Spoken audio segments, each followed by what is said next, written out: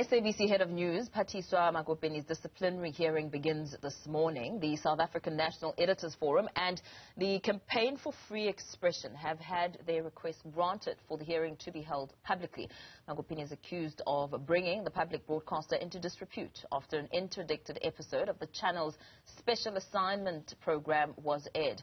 But Magopeni contends that the charges against her have been trumped up because she didn't bow down to the pressures put on her by two senior executives who wanted her to give the ANC more airtime during the local government elections coverage. Senior politics reporter Ziyanda Ngcobo is there for us now. Ziyanda, very good morning to you.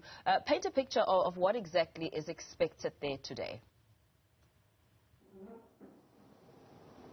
A very good morning to you, Paul. Well, basically, this matter is now going to be heard publicly because SANEF and the Campaign for Media Freedom believe that this matter is in the public interest because it's got to do with the SABC, which is the public broadcaster, which in essence belongs to you and I. And you'll know, Paul, that the ANC, just after the recent local government elections, came out to say that the reason why the electoral outcome, and that was the head of elections, Fikile Mbalula, had said that the reason why their electoral outcome had declined was because of the negative coverage that the SABC had given the ANC. Now, Magopeni contends that she's done nothing wrong, that particular episode of special assignments, which had been interdicted, she was not responsible for putting it on air. In fact, she claims that there are at least 3 layers that were skipped before she was immediately charged. And in her 8-page complaint against SABC CEO Madoda Mqagwe, as well as the SABC chairperson of the board, Bongo Musa Makhathini, she contends that these two men actually tried to place pressure on her to have the president go onto one of the radio stations,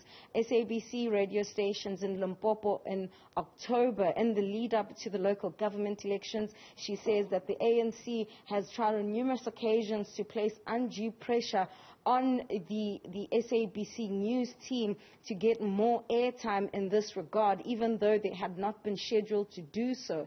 Now, the charges against her are for negligence because she is, of course, the head of news, but she argues that she was immediately charged. She was never given an opportunity to even take punitive measures or even launch an investigation into how that particular special assignment episode aired. And she says even in the process, procedurally speaking, she was charged, but the matter was immediately taken to the legal division of the SABC, and it wasn't strictly dealt with by HR. So certainly, again, Paul, the SABC becoming a site of political struggle, if I could put it that way, where there seems to be these allegations that we've seen for decades, I would say, of political interference and really malfeasance coming from all corners.